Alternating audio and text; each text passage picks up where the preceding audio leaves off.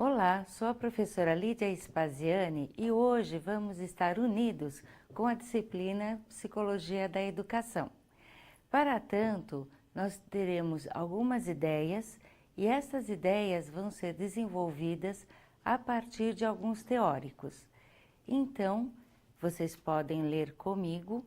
O ensino hoje busca desenvolver no aluno seu potencial crítico, sua percepção das múltiplas possibilidades de expressão linguística, sua capacidade como leitor efetivo dos demais diversos textos representativos de nossa cultura.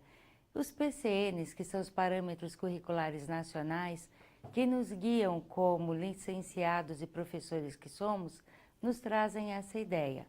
Junto dela, eu gostaria de fazer uma questão a vocês. O que é que ocorre quando o aluno mostra dificuldade em aprender? O que devemos fazer com professores, mediadores e ensinantes? O problema no aprendizado, como ele ocorre e como deve ser desenvolvido alguma forma de minimizar este problema. Para tanto, nós vamos colocar uma situação. A situação é: imaginemos que em uma escola ou instituição de ensino particular, na modalidade de ensino médio, no segundo ano, ou seja, adolescentes, nós teremos alunos de uma sala de 34 nas idades entre 16 até 18 anos. Nessa situação, veja o que o professor passa. Situação problema, uma síntese. O problema é: os alunos, enquanto grupo em uma sala, não respondiam voluntariamente às perguntas do professor, não participavam das discussões propostas, não perguntavam sobre o conteúdo exposto. Resultado: o professor recebia pouco feedback, ou seja, retorno, de como o conteúdo estava sendo assimilado. Então, eu gostaria de levantar com vocês uma série de ideias sobre como o professor deveria imaginar a aula, sendo que os alunos estão com essa pouca receptividade. E para o professor imaginar a sua aula, nós vamos ter do conceito até a técnica. Conceito está na base de concepções. As concepções, elas são análises de um objeto a partir de diversos primas sociais e culturais.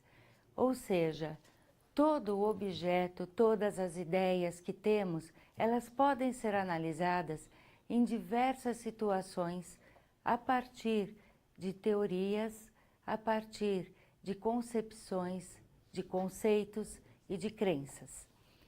As teorias, elas são sistematizações dessas análises para aplicação possível.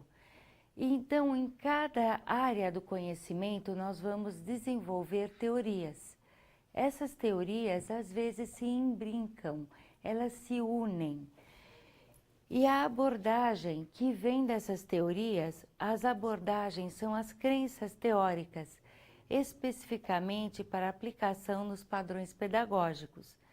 A abordagem é aquilo que nós, professores, lemos, entendemos e talvez até podemos desenvolver junto de teorias para poder melhorar a nossa aula.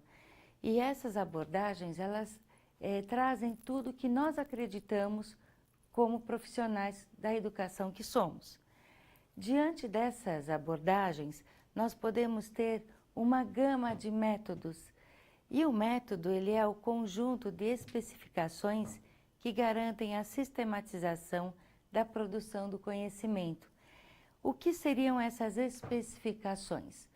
Toda teoria traz o como fazer. O método sistematiza esse como fazer e apresenta em sala de aula. Através de quê? Através das técnicas ou das estratégias, que é qualquer um dos diversos exercícios, tarefas, atividades usadas durante a aula com finalidade de atingir o objetivo de aprendizagem. Ou seja, o que você faz com seu aluno são técnicas e estratégias. Como elas serão colocadas está no método. A crença que você tem que esse método está correto está na abordagem, que é ligada a uma estrutura teórica, e essa estrutura teórica tem alicerces sociais e culturais embasados em uma concepção. Então, todo este caminho para se fazer um exercício precisa ser pensado, sim. Para isso nós temos os planejamentos. Vamos ao mapa conceitual. O mapa conceitual apresentado aqui, ele está ligando o que é o ensino e o que é a aprendizagem. Lembremos que o ensino é o professor, é a ação dele, e a aprendizagem é a ação do aluno. Entretanto, hoje nós sabemos que estas ações que foram didaticamente separadas, hoje, a partir de algumas teorias, principalmente as advindas de Paulo Freire, nós vemos que tanto o professor quanto o aluno, eles se ensinam enquanto um ensina ao outro, e eles aprendem e apreendem conteúdos enquanto estão neste processo de aprendizagem e de ensino. Então, pensando ainda de uma forma não freiriana, mas sim de uma forma tradicional, nós vamos ter bases que comportam o que vemos hoje em sala de aula. Bom, o aprender depende de quê? Depende de motivação. A motivação, ela pode existir vinda do aluno, porque não somos nós, professores, que colocamos a motivação no aluno. Ela parte de uma série de situações que o professor coloca em sala e leva o aluno a querer aprender. Então, elas são motivações intrínsecas. É aquela que faz com que o aluno sinta prazer em aprender, sem ser obrigado a. E há motivações extrínsecas, que há uma certa pressão, se não uma obrigação. Como, por exemplo, quando o aluno ele, vai passar por uma avaliação. Então, ele deve estudar, ou ele tem que estudar, ou ele precisa estudar.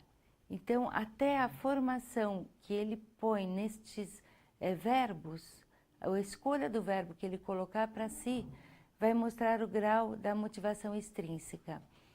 E esse aluno, no momento em que ele começa a se desenvolver bem, ele é bem aceito pelo grupo social, e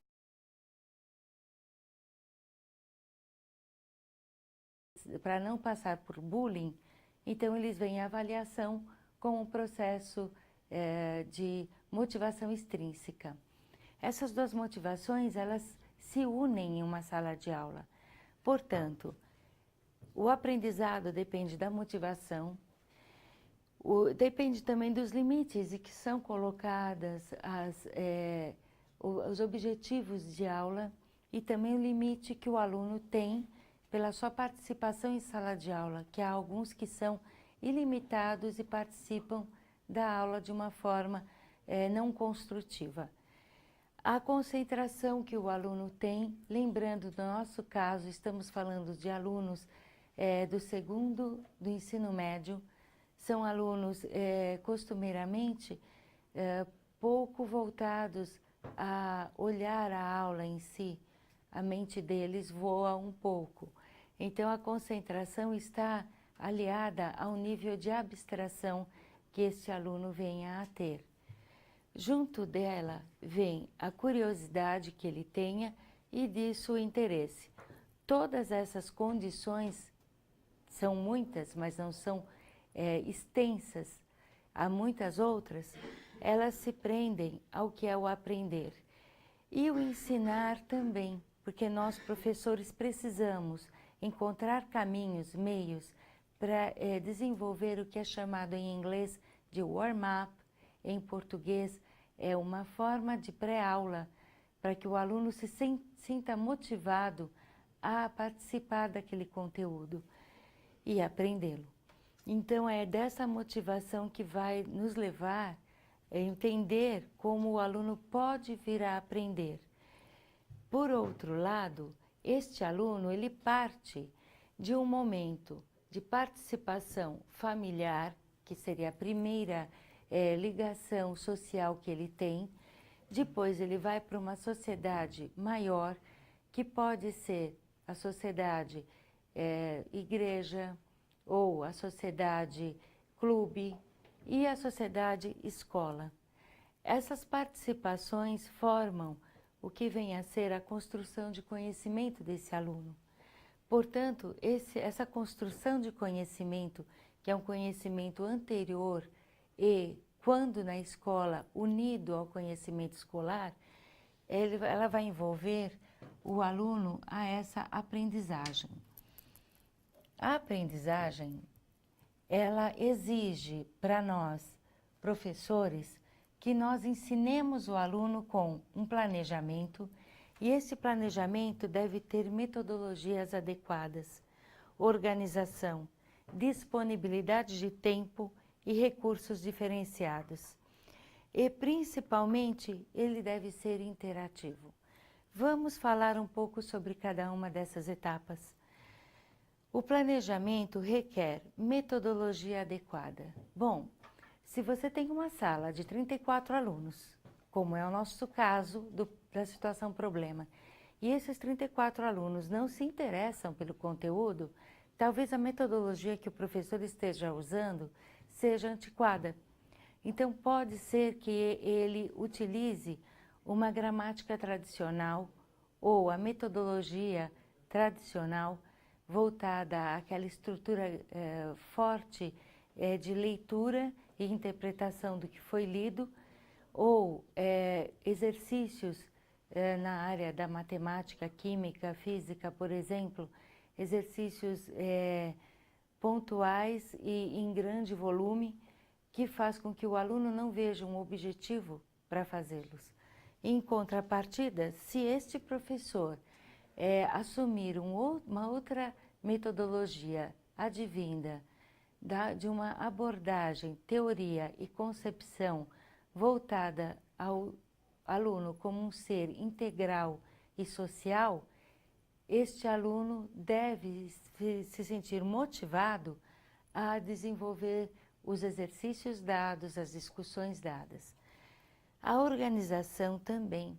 O professor deve organizar o seu material dentro desse planejamento e o seu conteúdo.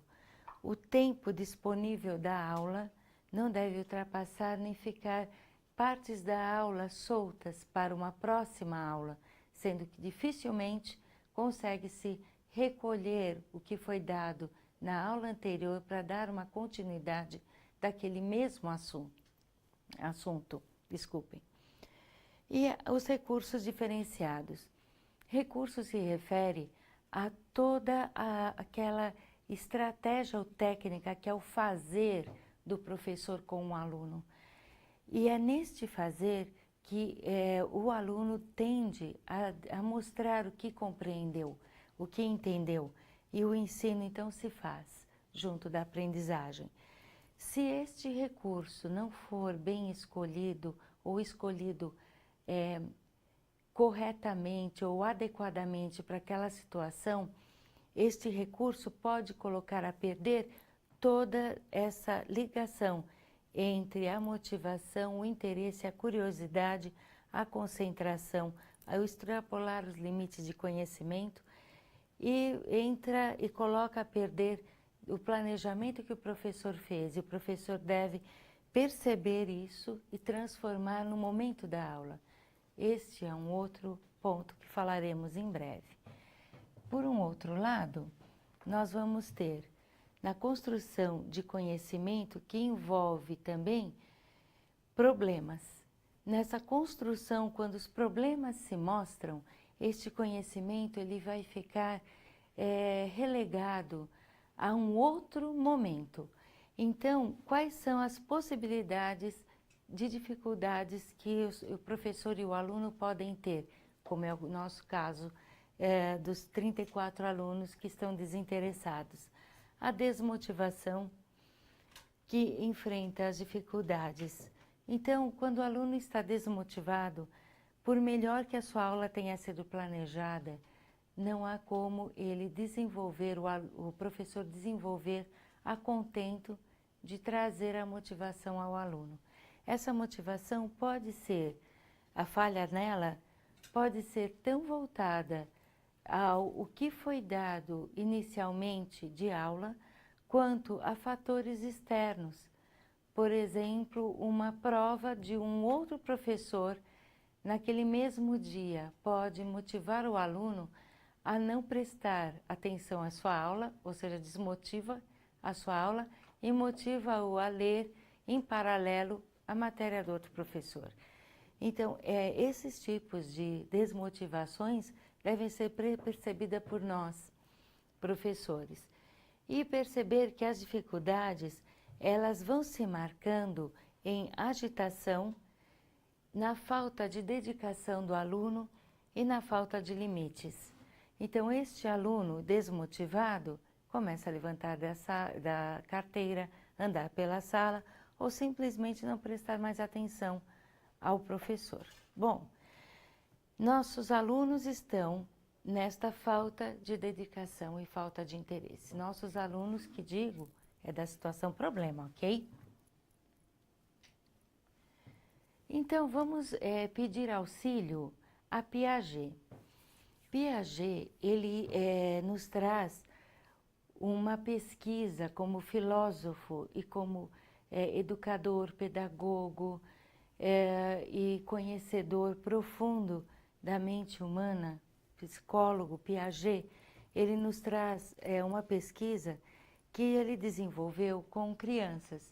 Para nós, que nosso foco são alunos do ensino médio, essa pesquisa ela é importante no que nós vamos ver aqui de operações concretas. Vamos a ela. Ele desenvolveu uma teoria. Essa teoria ela é denominada de epistemologia genética. Então, nós vamos ter duas bases teóricas, uma delas chamada apriorismo e a outra empirismo. O apriorismo nos traz que o ser humano ele parte de um conhecimento inato.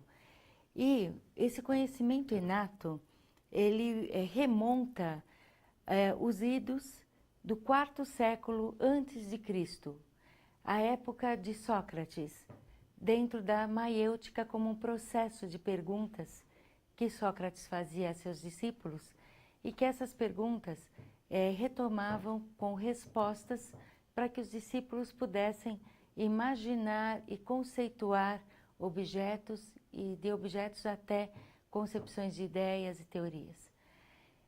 A maiêutica foi reutilizada no século posterior, que é o século III antes de Cristo. Ela foi colocada por Platão. Platão imagina que a alma humana, ela entendendo que a alma ela é um espaço, como Platão pensava, ela é um espaço para se colocar ideias antes da alma chegar no corpo. Então é como se todo o conhecimento do mundo estivesse dentro da alma.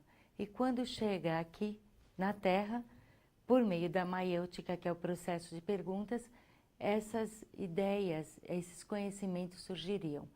Isso são bases de uma época muito anterior e são bases de concepções que nós vamos ver hoje como inatistas.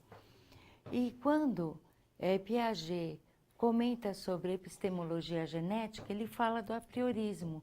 E o apriorismo é saber a priori, saber anterior à vinda na Terra. A ideia de que nós temos dentro de nós alguns conhecimentos marcados hereditariamente.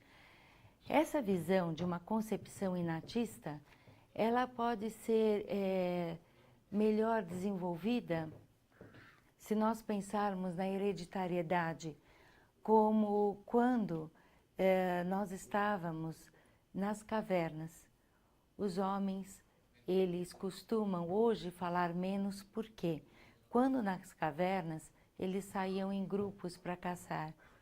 Eles deveriam ser mais quietos, pontuais, certeiros, observadores, e eles não podiam falar, porque senão a caça fugia. Em contrapartida, a mulher, junto da prole, dentro da caverna, precisava dos 5 sentidos apurados. Então, ela tinha que ter um olhar apurado, audição. Então, era a visão, a audição, o olfato, o paladar e o tato. Além disso, pela caverna ser escura, ela teve que desenvolver um 6º sentido chamado de intuição. E hoje nós mulheres temos esse sentido apurado e os homens, alguns também. E em contrapartida, a mulher ela é mais expressiva ou falante também por processos genéticos.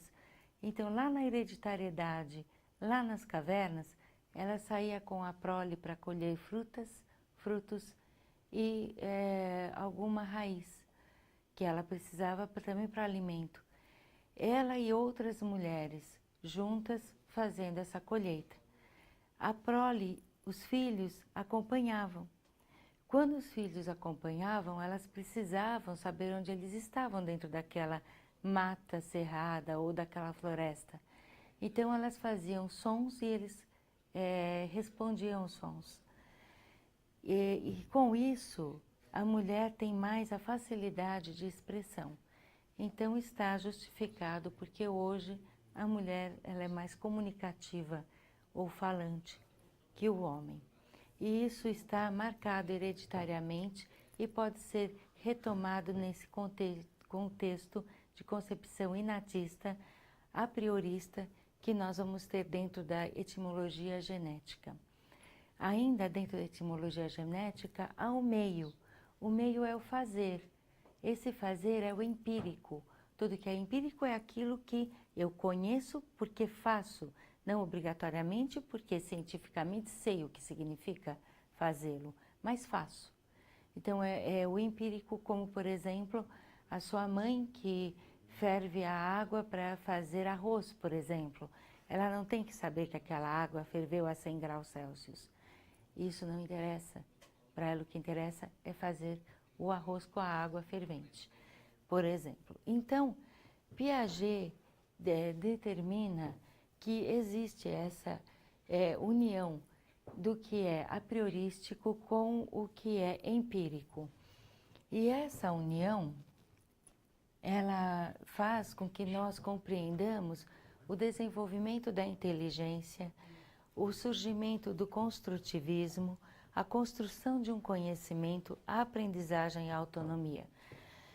O conhecimento vindo das teorias de Piaget deve nos levar à aprendizagem com autonomia, ou seja, nós professores precisamos fazer com que o aluno tenha essa autonomia e não naquela formação de métodos tradicionais de ensino.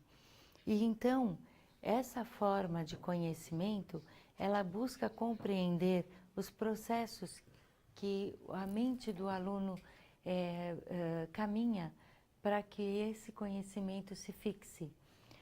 E em outro ponto, na nossa situação problema, nós vamos ter as operações concretas que começam a partir dos 11 a 12 anos em diante. Essas operações concretas, elas estão ligadas a observar, entender, ou ver o que o mundo apresenta, fazer tese, ou seja, fazer ideia do que aquilo significa, contrapor a ideias do que já existe, que é a antítese, e fazer uma síntese. Esses processos mentais, eles mostram essa evolução na mente desse adolescente, que é o nosso caso. Vamos também fazer união com algumas ideias neste mapa conceitual de Vygotsky. Então, Vygotsky nos traz a teoria sociocultural, também conhecida como socio-interacionista, e dentro da abordagem, essa teoria nos traz a abordagem comunicativa. Nisso nós vamos ter um tripé. Essa teoria se relaciona à zona de desenvolvimento proximal, também conhecida como ZDP, à mediação cognitiva e aos processos de internalização. Bom, essa zona de desenvolvimento proximal, ela envolve o nível real e o nível potencial do aluno. E o que é essa mediação? A ideia é assim, o nosso aluno, ele conhece, ele desenvolve um exercício, vamos colocar como exemplo, sem o auxílio do professor, porque ele já é independente, autônomo para desenvolver aquele exercício. Em um outro momento, com outro exercício, ele não consegue desenvolver, mas ele tem os potenciais para aquilo. Ele tem as ferramentas para desenvolver, ele pode ampliar esse nível de desenvolvimento, mas ele precisa de alguém que conheça mais para mostrar-lhes caminhos. E dali ele desenvolve novos potenciais. E é esse leque que vai se abrindo, que vai levando aquele aluno a ter a autonomia que ele necessita para poder dar valor e sistematizar dentro de si e dar valor ao próprio aprendizado. E aí nós vamos ter, com isso, a passagem da zona de desenvolvimento proximal para a mediação cognitiva. Na mediação cognitiva, o professor é outro mais capaz, como se chama, ou o colega. Então, um deles, ou os dois, podem auxiliar aquele aluno. E vem uma correspondência pelo desenvolvimento dessas ligações, vamos ter desenvolvimentos de funções psicológicas superiores. E essa mediação se dá por meio de instrumentos e de signos. Como vocês podem focar aqui na tabela, instrumento é tudo aquilo que eu possa usar para levar o meu aluno a compreender algo. E signo vai ser o que para aquele aluno tenha significado dentro do seu ambiente social. Então, o signo é o próprio instrumento. Então, saber conversar, usar a palavra, usar exemplos, levar exemplos do cotidiano para dentro de sala de aula, fazer com que aqueles 34 alunos que estão desmotivados voltem a estar motivados se utilizarmos os signos corretos, ou seja, se observarmos o potencial que aqueles alunos têm pelo que eles conhecem, então nós talvez tenhamos como recuperar a necessidade que eles têm de serem motivados. E todas essas mediações colocadas aqui nos levam a funções da psicologia chamadas funções psicológicas superiores. São processos mentais que não são natos, ou seja, que a pessoa ela aprende no dia a dia, como por exemplo planejar, comparar, imaginar e lembrar. E esse segundo tripé se liga ao terceiro. O terceiro tripé, ele fala sobre processos de internalização, que ocorre em nível social para o individual. Ou seja, o que o aluno aprende só tem significado se for socialmente adquirido, se fizer parâmetro com aquilo que ele acredita, com as crenças que ele tem, diante do saber dele. E então ele internaliza. No momento em que ele internaliza, ele parte para o nível individual do saber. Em outro ponto, o conhecimento é adquirido por trocas mediadas pela linguagem. Então, o tempo todo, nosso aluno precisa ser levado a expor o que ele aprendeu.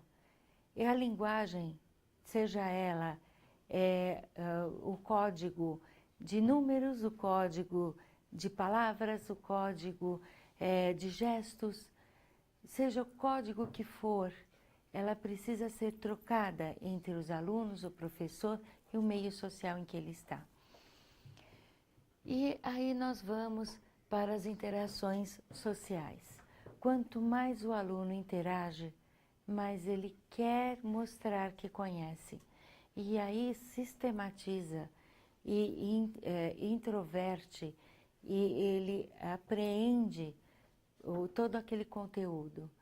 Então, fazendo o tripé, unindo Piaget e Vygotsky, nós vamos perceber que o que nós temos de grande base para que o conhecimento ocorra está ligado à interação social e ao meio em que o aluno vive. Então, saber explorar toda essa parte é necessária para que nosso aluno, da situação problema, ele possa voltar a ter envolvimento com o próprio saber daqueles tópicos que o professor deseja. Agora vamos falar de Henri Vallon. É outro teórico aqui colocado e resumido por uma aprendizagem dialética.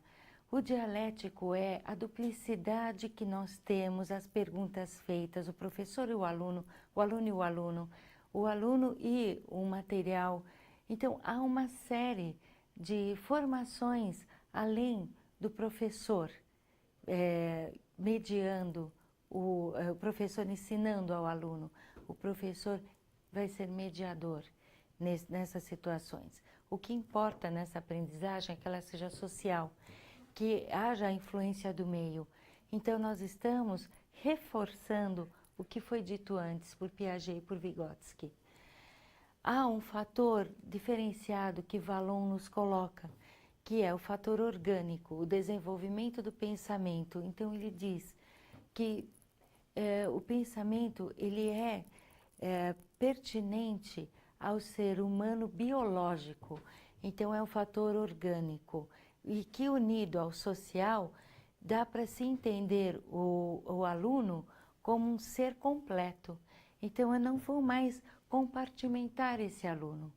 Ele vem com tudo que o ser humano tem dentro de mas está dentro de uma sala de aula. Então, ele não pode ser compartimentado, não pode ser separado de afetividade, de sentimentos, de razão.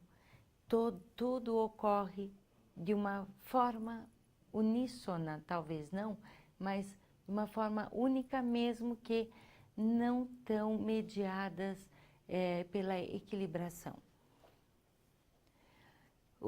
Vallon também nos dá caracteres diferenciados. O primeiro deles é o cognitivo. Cognição vem de cognoscere, é uma palavra latina referente ao conhecimento. Ele fala da afetividade e do caráter motor. Para isso, ele une as influências sociais e fisiológicas que trazem potencialidades psicológicas dentro de um contexto sociocultural. Ou seja, para Vallon, nós não podemos dissociar nenhuma destas partes. Todas são juntas, todas fazem do aluno as diferenças que ele tem de um outro aluno. E cabe a nós, professores, perceber tudo isso e iniciar, ou pelo contexto sociocultural e perceber este caminho, ou então, se nós temos já um contato maior, perceber aqueles momentos de afetividade. Um exemplo. O autor ainda continua falando sobre campos funcionais que nem sempre são harmônicos. São eles os primeiros, que são os de movimento. Quando o bebê, aquela criaturinha, ela começa a fazer seus movimentos. Esses movimentos que vão dar a base, como se fosse um novelo que vai se desenrolando na base do desenvolvimento. Posterior à afetividade. Mesmo o bebê, depois de algum tempo, de meses, ele começa a perceber quem está ao seu redor e a sorrir. Esses sorrisos mostram esse grau de afetividade. E isso gera esses movimentos de afetividade eles começam a tomar outros caminhos com o desenvolvimento e eles vão se fortalecendo mais e mais. E aí chega ao nosso aluno, e ultrapassa, lógico, o nosso aluno do ensino médio, foco da nossa questão. A afetividade, ela vem como interação do meio ambiente e as motivações primeiras de movimento.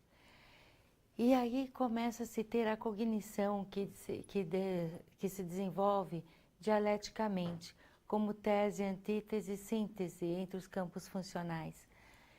E aí a inteligência como um raciocínio simbólico e um poder de abstração, mais as habilidades linguísticas. Então, nós somos seres simbólicos, nós temos os símbolos que fazem parte da nossa representação de mundo. Pode olhar para você, a roupa que você usa, o corte de cabelo, um adereço, algo que você coloque, simboliza ou quer dizer, é um signo para o outro. E todas essas marcas, elas são sociais, mas antes elas são simbólicas, porque a nossa forma de pensamento, ela é uma estrutura simbólica. E a pessoa como outro campo funcional que coordena os demais, os desenvolvimentos da consciência e da identidade do eu. Então aqui nós começamos a olhar não só aquele aluno como parte de um todo, mas sim aquele aluno que interiorizou o conhecimento e que começa a olhar esse conhecimento como a própria identidade. E vamos para o nosso último teórico, o teórico que nós abordamos hoje, dos teóricos, que é Freud. Sigmund Freud, ele traz algumas máximas que coloco para vocês, para nós pensarmos naquele nossos alunos. O pensamento é o ensaio da ação. Quando o professor está pensando em fazer sua aula, ele está pensando em como agir. Então, esse professor precisa preparar a aula sempre pensando em como aquele aluno, ele quer que aquele aluno haja. E para isso, tem o pensamento envolvido, mas o pensamento do aluno. Os alunos todos prestam atenção em mim enquanto explico os temas da aula. Isto é um delírio do professor. A aula do professor X ou da professora Y não é tão boa quanto a sua, professor. Professora, a sua aula foi, como sempre, excelente. Isso está em uma parte nossa, da nossa mente, de uma formação narcisista, que escapa do controle da consciência. Então, há professores que acreditam nisso, mas nós sabemos que esta formação toda, nós temos que não deixar o ego maior do que a lógica e a razão. Vamos tentar olhar com mais frieza todas essas situações. De erro em erro vai se descobrindo toda a verdade. É uma outra máxima de Freud. Deveria ter pesquisado mais. Minha aula não foi tão bem desenvolvida hoje. Deveria ter sido muito melhor. Por que não pesquisei o suficiente ou além do suficiente? Aqui nós estamos naquele triângulo que é a representação mental do ego, superego. Nós estamos no superego. O superego é como se fosse aquele guarda que vai me dizer: estou certo, estou errado, preciso melhorar, preciso ser mais objetiva, preciso ser mais determinada. É este que sempre está nos apontando nossos deslizes.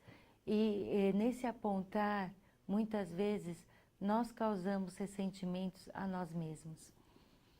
O aluno não estuda, não posso fazer nada por ele, por isso vai tão mal na avaliação. Ou o professor é quem não explica nada, por isso fui tão mal na avaliação. Este é um outro fator que é chamado de projeção. Então, Freud nos explica que a projeção é jogar para o outro, no caso aqui o problema, que eu causei, ou que eu faço parte. Como se, dizendo isso, tirasse de mim toda a parcela de, entre aspas, culpa daquela situação. Então, há muitos professores que falam isso, como há muitos alunos que falam isso. E nós precisamos entender que há projeções aí marcadas. Freud também explica, num caso de transferência, aquele professor é muito cansativo, ele é muito repetitivo, é um chatão. Aquele aluno me irrita, é indisciplinado, é respondão. Então, nós temos aqui a relação professor-aluno como uma relação de transferência. A aquisição de conhecimento depende da relação do aluno com o seu professor, com colegas, só que essa transferência vai além do professor e aluno. É uma transferência de um padrão. A escola, ela tem uma hierarquia. Essa hierarquia é colocada também em uma instituição chamada família, que é a primeira instituição da criança.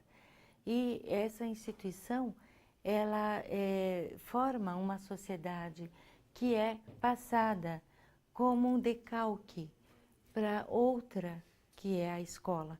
Então, a representação se faz o pai, o irmão, o professor, os amigos, a professora, a mãe e os amigos.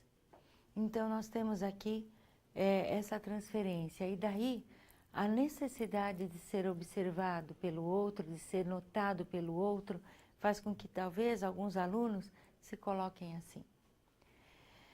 E o professor é objeto de sentimentos como amor, orgulho, paixão, ódio, ciúmes, entre outros, pois são os que o aluno retém pelos membros da própria família.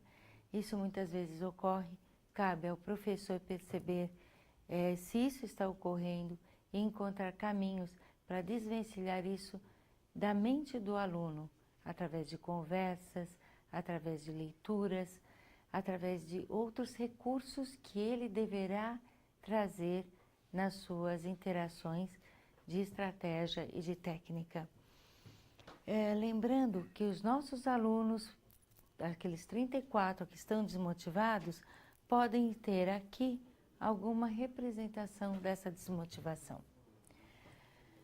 Agora, aquela criança é linda, mas como é maldosinha, isso nós vamos perceber que há um reconhecimento das pulsões sexuais. Aprender exige a transformação e redirecionamento das próprias energias. Então, a transformação de ações não consideradas morais pela sociedade, que estão nessas pulsões, em ações pertinentes aos códigos morais e éticos da civilização ou da sociedade. Então, fazer essa transposição é necessário. E a criança, quando pequena, ela não sabe ainda desses códigos. Quando ela começa a ter noção, ela procura fazer essa transposição, para que ela possa ser aceita dentro daquela sociedade, porque ela conhece o código. E ainda, Freud fala sobre a psicanálise. Todo ser humano é resultado da própria infância, como se ela fosse o novelo infinito do qual tecemos nossas ações mediadas pelo libido, instintos sexuais.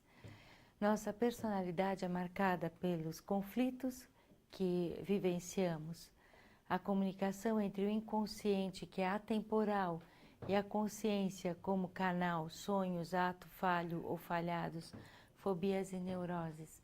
Tudo isso faz parte, talvez, daquela situação dos alunos desmotivados.